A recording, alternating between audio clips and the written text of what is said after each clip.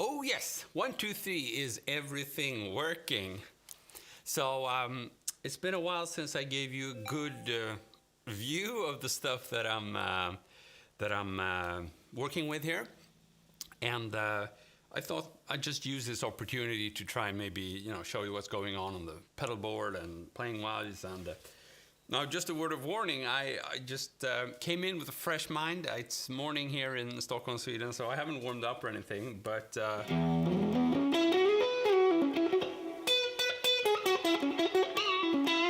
I think this sound will be more than good enough for me to get playing and hopefully get my shops rolling, and hopefully we'll see some people tuning in. I have no idea what's going to happen. This is a little bit new to me. I hope this is a public stream. I usually do them from the phone, so yeah, I guess we'll see if we get any comments. Top chat. I have no idea. Live chat. Is this even public? I'm gonna have to check it out. Man, I don't know. Maybe I'm gonna be sitting here alone, just practicing for a long time, and nobody will tune in, and that'll make me so sad. Come on.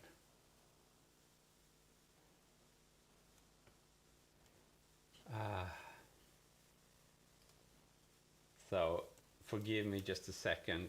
I'm really new to this. So can I go to my channel here? See my channel. That should do it. Yeah, live. Awesome. So it's public. Yeah, I think we're good.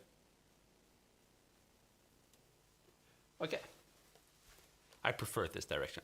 So what you're listening to is my Fujigen Telecaster with the extreme scallop Ritchie Blackmore. How much of that can you even see? Anyhow, plugged into my Fender Blues Junior, which you can't see, but I can assure you it's here on the right.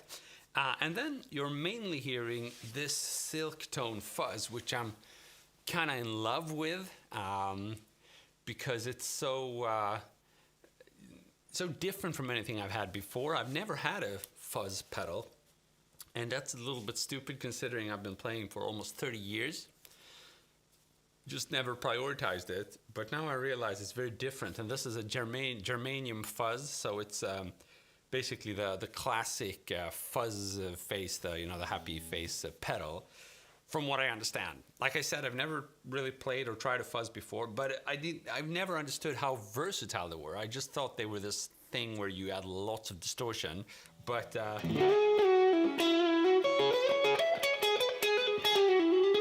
You can see here it's a dynamic sound, and it works really well with clean, like overdriven sound. And I didn't like those sounds back in the days, which probably explains why I never cared to investigate more. But now I'm all in for those kind of sounds, and of course high gain stuff. So if I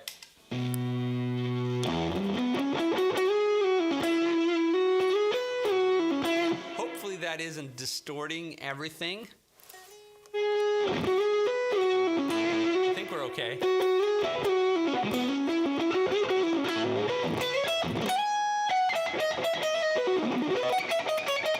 So that's a touch of a button, I can get that, but now I'm back to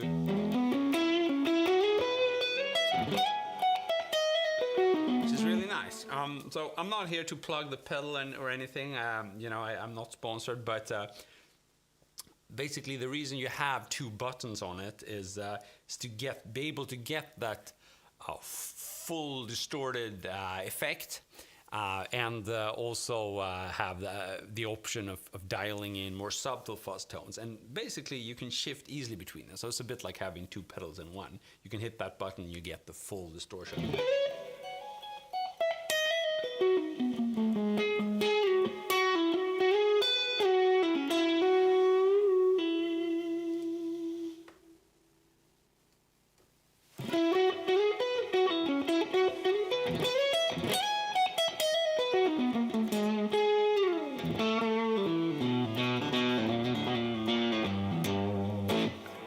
So there I'm doing this classic kind of open string pentatonic, which I really love doing. It's basically just where you take this 12th position pentatonic box it down to the open position. So you get, and that has a bunch of advantages. One of them being you free one finger basically, because the guitar is doing the fretting here on the open fret or the open strings. So you don't have to, push your. You don't have to have your index finger here the same way you would up here. You can do it down here.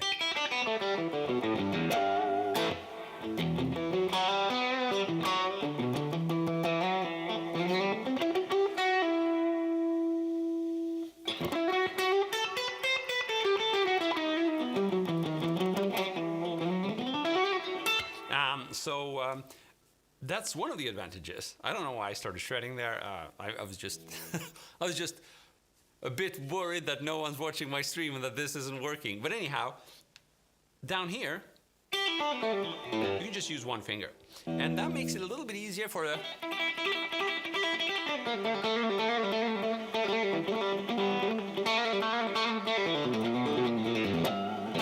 If you want to do that, but also, and that's the most important argument for playing in the open position, is the fact that the tone is radically different. And that's also why on some guitars you even have like a brass nut, or that's just to get a very special sound from the open strings. But it doesn't really matter if you have that or not. An open string does sound radically different from you pushing it down anywhere else. And that's, the classic country sound kind of comes from that. I'm not very good at that, but I do enjoy the sound of the open strings, especially for like riffing. So if we again turn on the full distortion mode here on the fuzz pedal and try it, so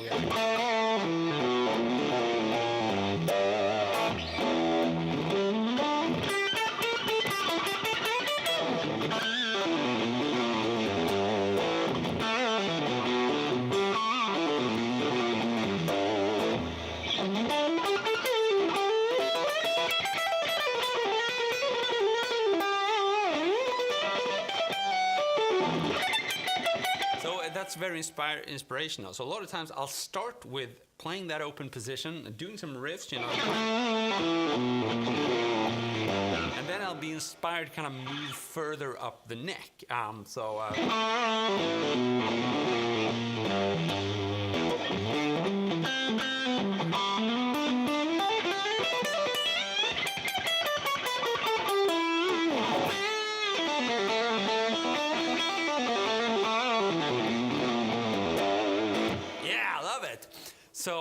especially when I've found a sound that I'm inspired by, what I'll do is oftentimes, and I'm going to use my headphones for this, see if I'll be using a metronome. Now I'm a little bit concerned this metronome sound won't really go.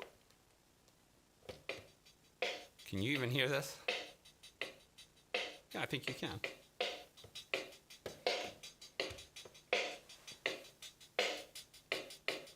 So you can even see it. That's pretty awesome. So here it is. This is the metronome.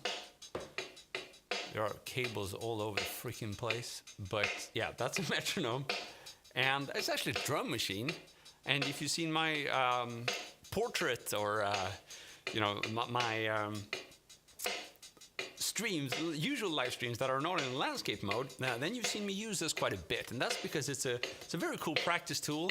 And I can find some cool beats that are not going to give me copyright issues. It's kind of useful. And what I like to do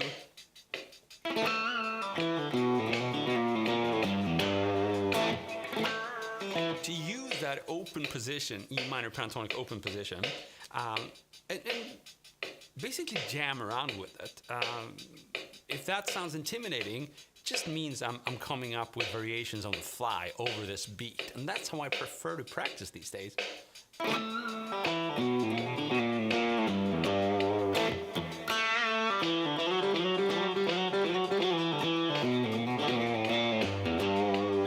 And that's also how I come up with a lot of the shorts that have gone viral recently. It's just this kind of thing where I play around with some pretty basic concept, and then I find a variation that sounds musical. It sounds like it could fit into a song, and then I'll just do a short out of that, because it's like cherry picking, like the best example of whatever I'm practicing.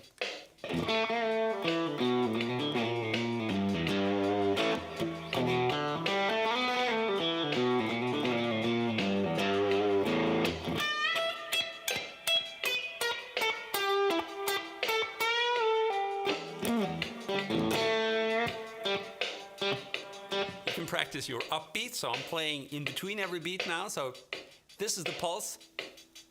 Ba, ba, ba. That's always fun. So that's a Steve Ray Vaughan thing. That's a little stiff, of course, because he would do like a swingy, bluesy context.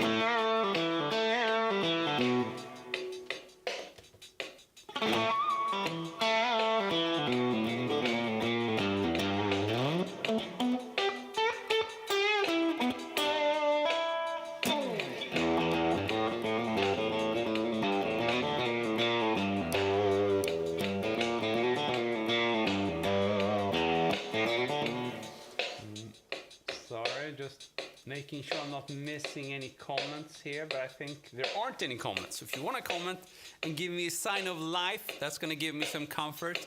Otherwise, I'll just keep on playing.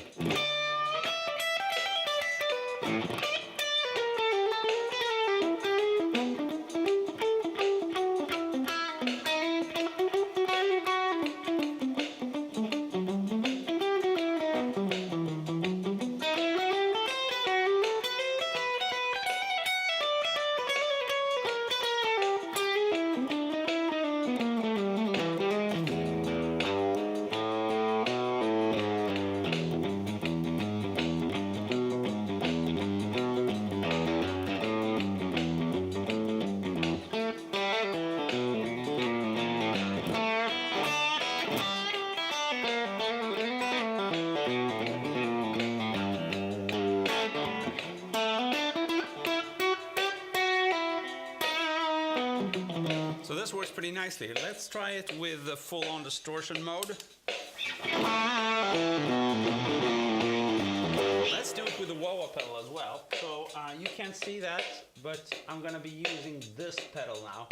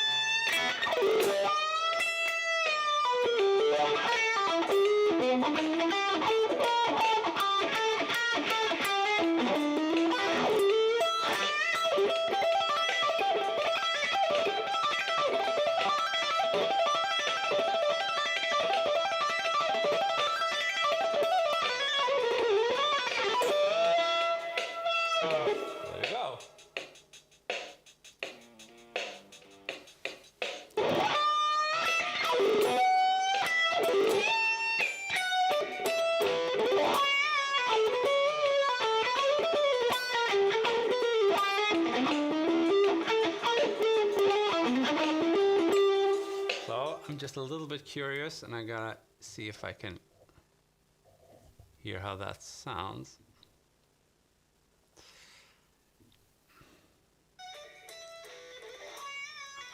Yeah, I like it.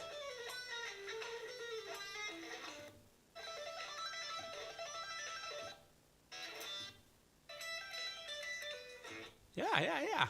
It's good. It's good. I can appreciate that. This is something everyone can enjoy.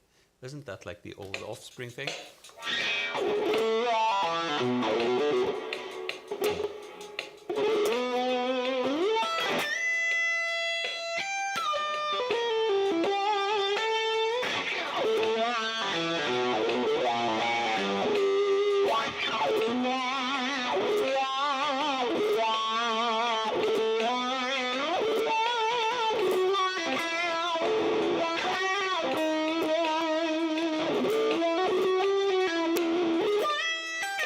So here's a little tip for you. If you're struggling making the wah-wah pedal sound cool, the wah-wah pedal is just filtering away the high end. So if you don't feed it with high end, so treble sounds, if you don't feed it with high end, nothing's gonna happen. And that's pretty much what happens if I use this pickup, or even not that much wah-wah happening. But if I use the bridge pickup, it gets very more obvious. And if you want to make it even more obvious, you can use it when you're bending. So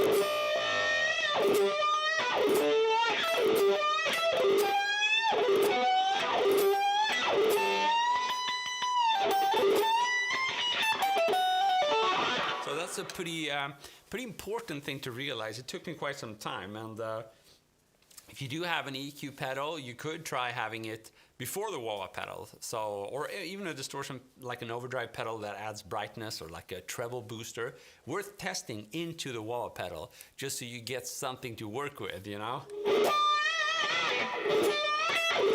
Again, if your sound is dull and doesn't have any top end, you're not gonna get a good wah-wah sound from that.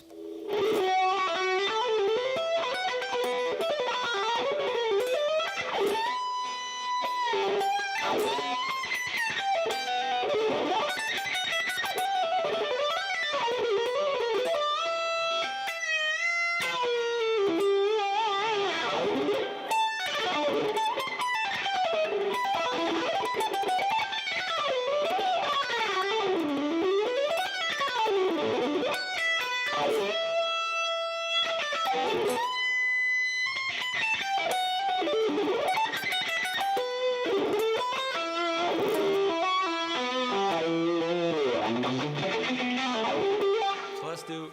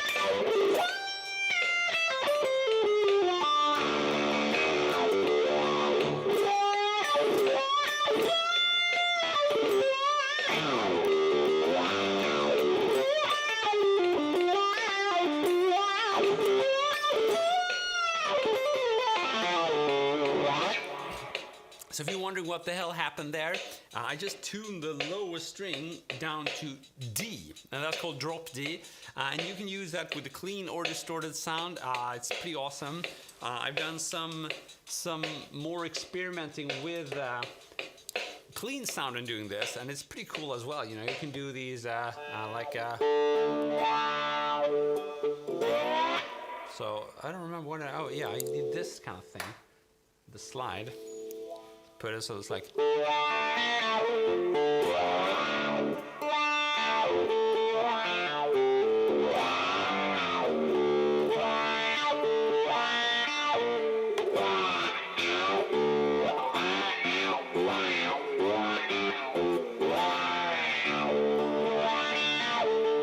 as you can tell, this is fairly easy stuff, right? It's just using your like a D5. Or like you can think of it as a D chord, and then you remove your middle finger, and that makes it a D5 because you remove the major third. But it also gives you an extra finger to play around with, and that's even more important because you need that finger for.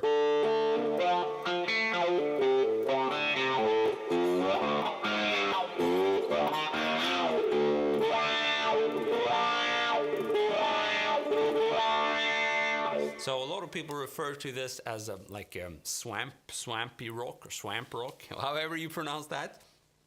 Not to confuse with mushroom rock, by the way, but that was just me trying to be funny. Sorry, I think I failed. Anyhow.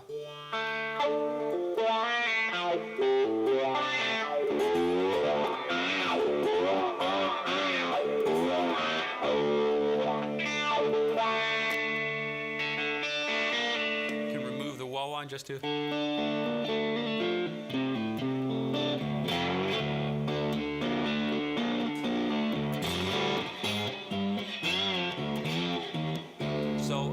Thing here is with the drop D tuning, I can fret power chords using just one finger.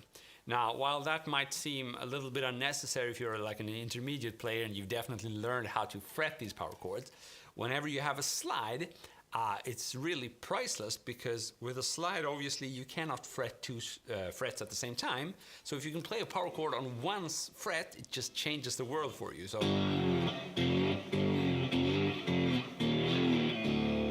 Right? So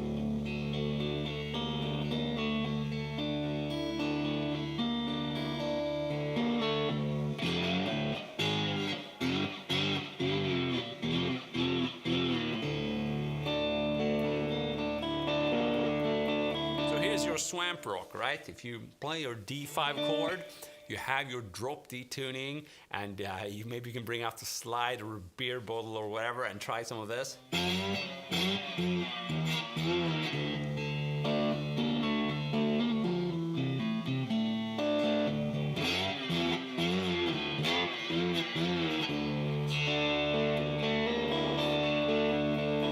Try it with a full-on distortion mode to see how that sounds.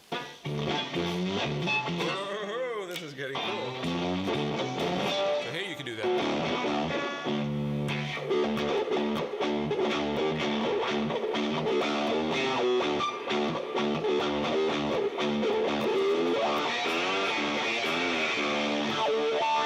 Maybe a little bit too much for my ears.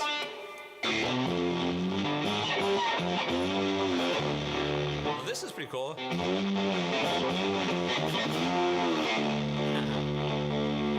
again, I think that if you really want the swamp effect, you got to be a bit more careful with the distortion. We could even try just the amp sound. It's going to be a little bit low, I think. I have to compensate. Well, this works pretty well.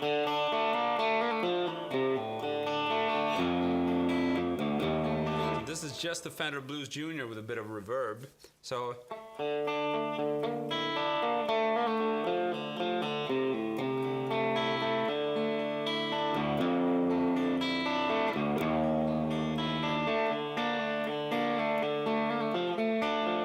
add the wah-wah pedal to that.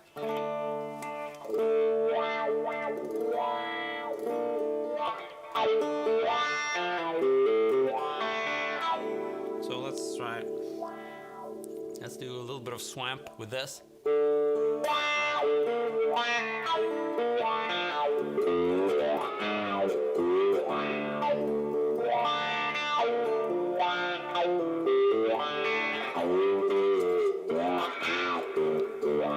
Pretty cool. But if you're still struggling with this, so number one, tune down the low E string to D. That's how you get the drop D. Number two, fret your D chord, but remove the middle finger, so you get this D5 power chord, and you have the option of playing other things with your middle finger.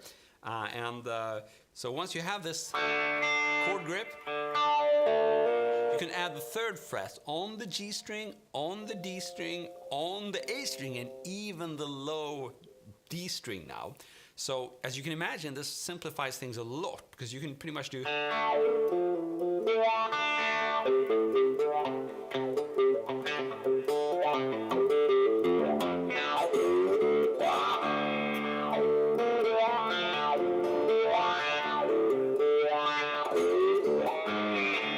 would skip the wah-wah pedal for now and just maybe go back to the fuzz pedal. I think that sounded pretty neat.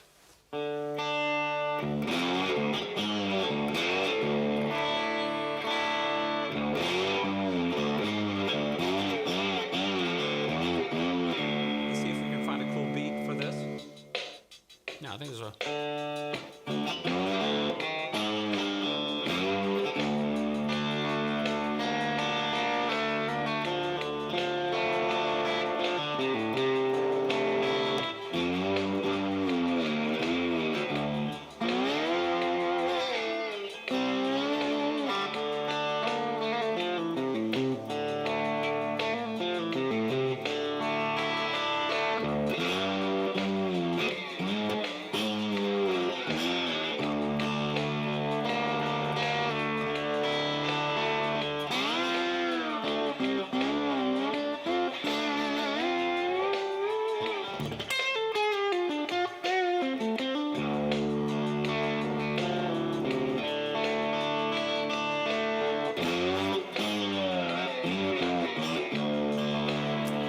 So if you're wondering what I did there, besides what I just explained, doing the D5 power chord with those added third frets, I moved up to the D minor pentatonic box. Now granted, you might want to search for boxes that are further down, but since a lot of people know this box, it's an easy trick provided you can do the slide, because you have quite some distance to cover between that D5 chord shape and the trusty like box 1 in D. So but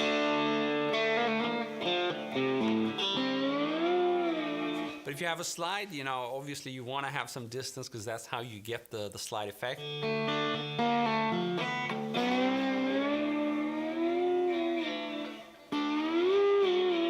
Anyhow, what we can do, we can remove the slide and we can play boxes that are further down.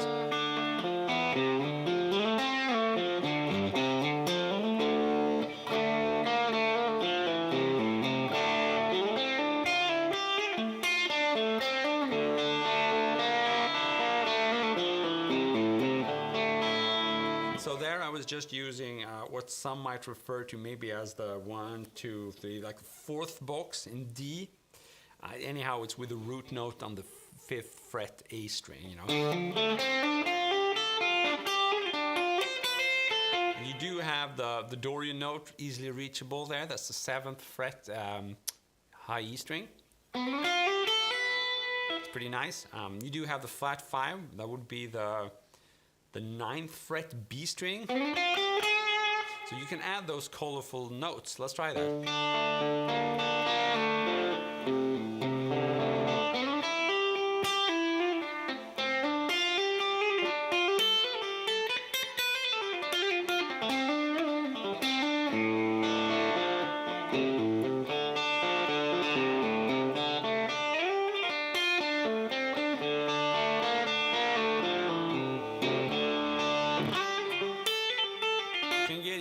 Adventurous if you want to maybe add some melodic minor, which is kind of closely related to the Dorian mode. That sounds a little bit out and jazzy when played like that, but let's see if we can squeeze it in.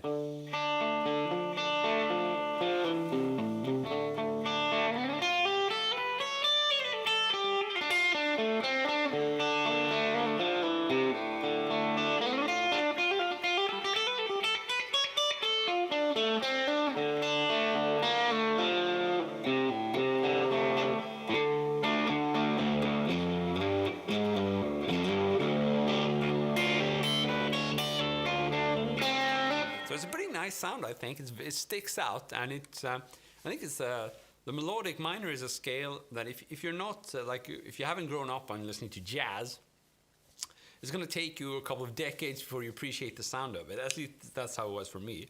I enjoy jazz, but I don't. It's not like my main genre. I don't listen to it that often. But what happens is you get a bit bored of the standard scale, so you start looking for you have the minor scale, then the harmonic minor, the neoclassical scale, or one of its modes is the Phrygian dominant. It's like a very common metal riffing scale. But when you've done that, it's like, what's the next one? Oh, the melodic minor scale. And then you try that, it's like, oh, that's nothing like I've played before. But then you get used to it, and I find it works really well in like a bluesy, funky context where you would basically use the Dorian and you want even more outside sounding. I haven't really used it that much for like metal, but it's probably possible as well. Just haven't found my way to it.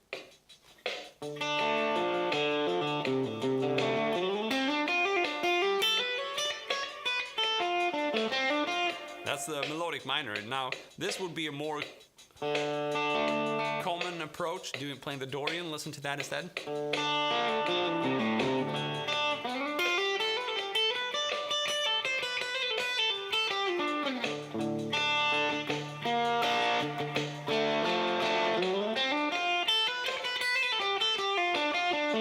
So if we go back to melodic minor, we get.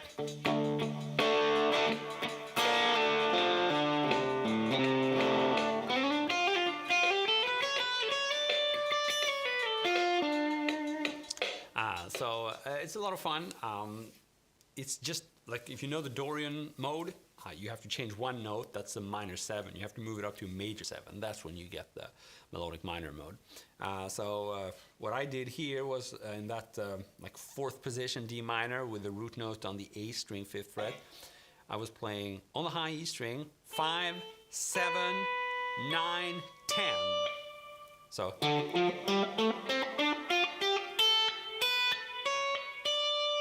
Now that you don't have to do like 4 notes per string there. You could do a slide up to it. That works as well. So that's just a little parenthesis there. It was a lot of fun.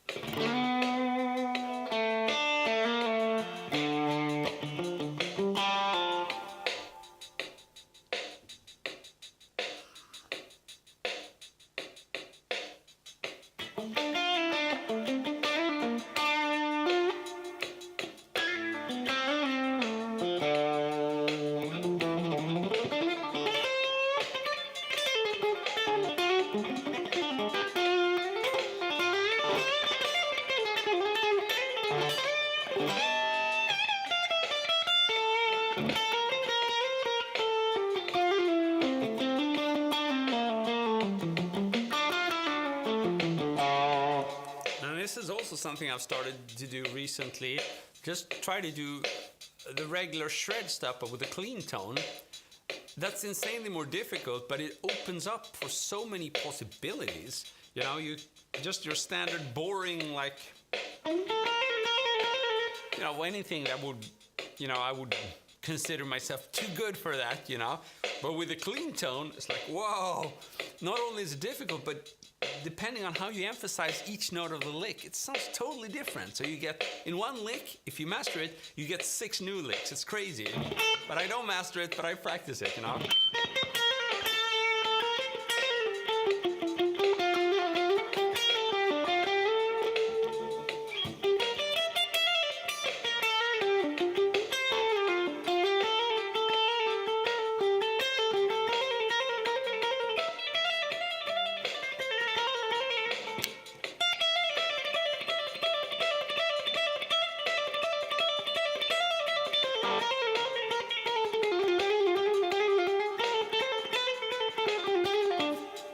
With distortion, you get the compression coming from the distortion, and it does half of the job for you.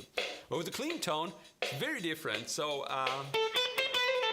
especially if you have like a tube amp kind of sound, it's really gonna present some new challenges, but even more opportunities, and that's really what this is about.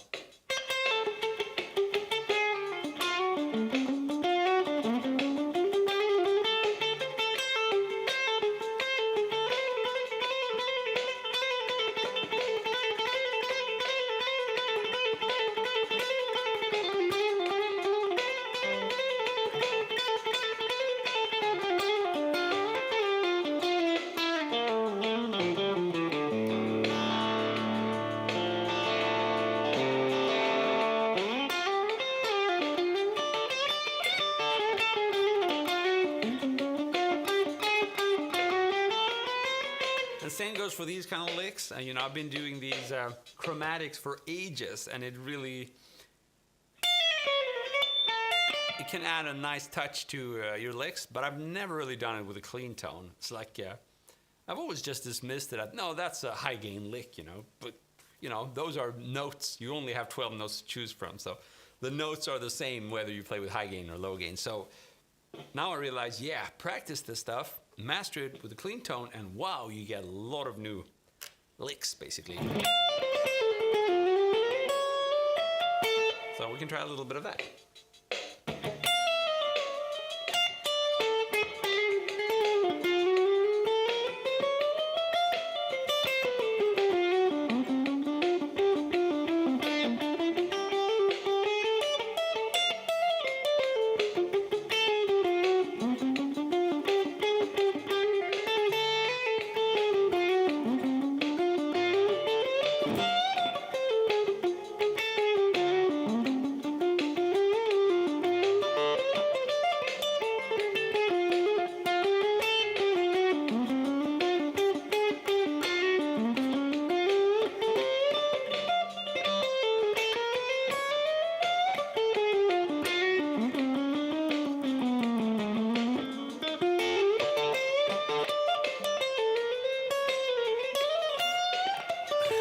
Man, it's hard. Now, the challenge with that, I think, is kind of fitting it rhythmically. I used to play with high gain and play really fast, so you wouldn't hear the rhythm. You'd just hear whether I got out of it in time. So that would be my entire focus. But now, with a clean tone, and you can hear more and maybe play it a bit more slow, you have to start caring a little bit about the rhythm inside of that Flight of the Bumblebee line. Can come up with some cool stuff there.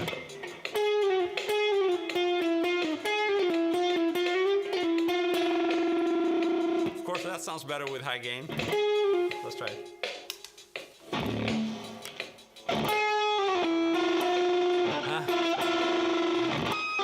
I don't know if it sounds better, maybe it sounds worse. It sounds a lot.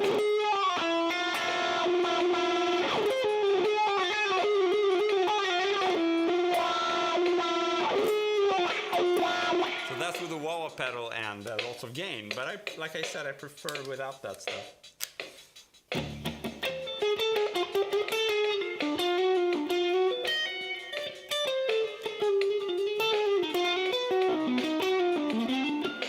Now, another thing I started doing, which kind of goes along the lines of exploring harmonic minor and jazzier sound, is just to throw in your random, like dominant 7 arpeggios and diminished 7 arpeggios. So.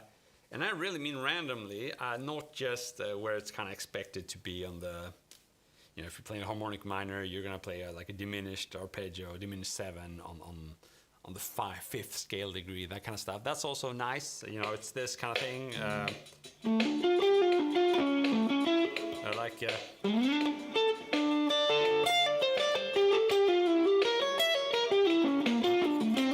that a lot, but what I'm speaking about is more of this kind of thing.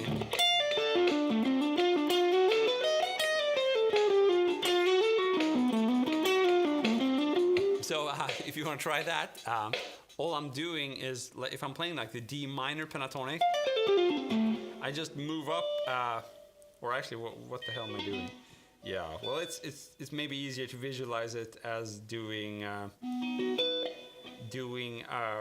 dominant 7 arpeggio on the major 6 scale degree. So you're gonna have to think D Dorian, and you have that major 6, and then from the major 6 scale degree, which is B in this case, if I'm in D minor, the major 6 scale degree is gonna be B. From there, I start a dominant 7 arpeggio, and then back to D minor. So it's totally taken out of context, but it works if you play it lightly and pretend you're a jazz guitarist, or if you lightly touch upon it. So don't emphasize it too much. And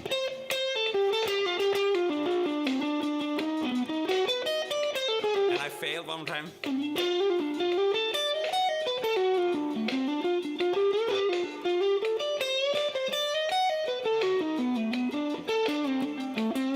So that sounds really cool to my ears now, and this has taken me like 25 years to realize that this stuff is cool.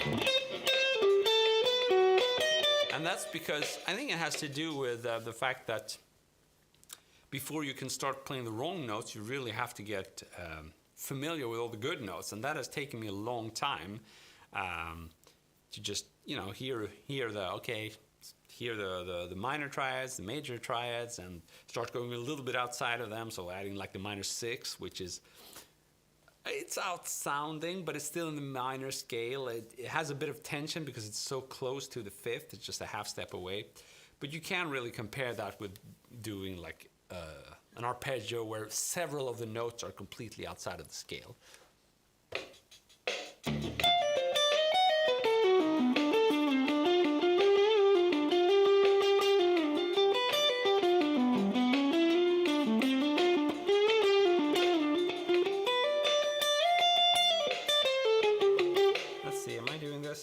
Yeah. So I did the other thing, the same thing now, but starting from the 4th, so A. So let's see if we can combine them. This should sound horrible. Ah, I've messed up one time.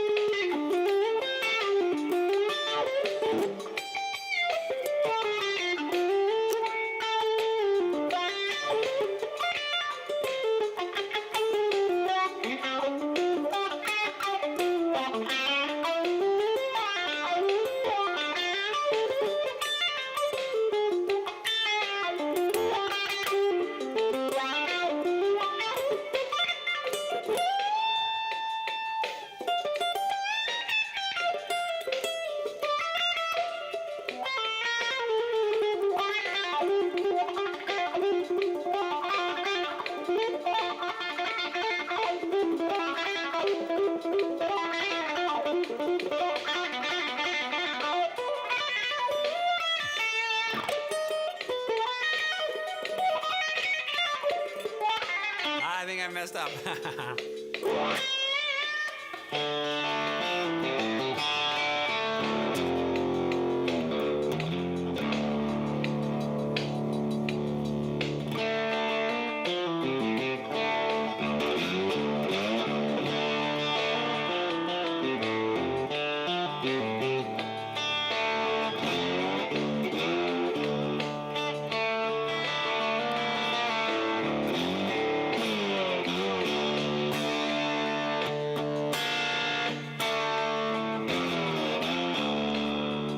So again, I get this sound, the swampy rock sound, simply by tuning the low string down to D, and then playing this D5 power chord and adding some random slides, because I can easily do that now that I've tuned my low string to D.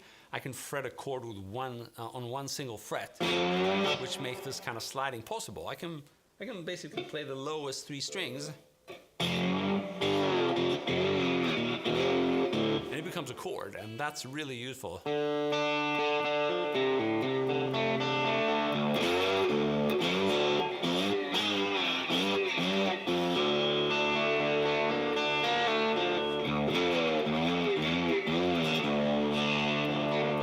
then I can, slide up maybe to like the pentatonic position and do some of the stuff we just spoke about playing outside.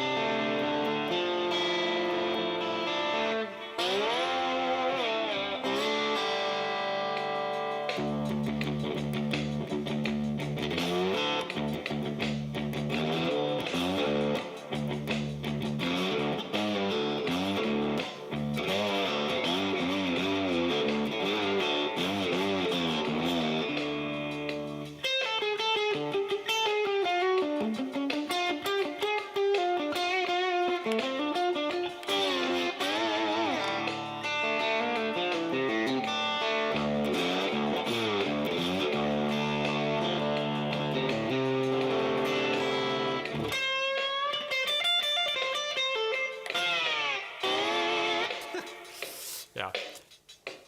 Cool. So this is a lot of fun. If you have any questions, feel free to shoot. This is like my very first attempt at doing a higher quality live stream. So it does require quite a bit of messing around with turning basically the whole studio upside down, but it's cool because I do find this is a very different quality. So, but if you like this, give me a shout and I'll definitely do more. It's for some reason YouTube is sending all the traffic to the horizontal or to the portrait videos, obviously, but this doesn't give you the same kind of option, giving you a really high quality view. Plus the guitar is a pretty horizontal thing, so it makes sense to kind of set like this. Plus here we have more space for doing stuff with the pedals, so if you have any questions about that, it's a cool thing we can do. We can tweak some sounds, test some stuff. But yeah, you've been absolutely fantastic. It's been lovely having you here, and I've been Chris Vidal. See you soon. Cheers.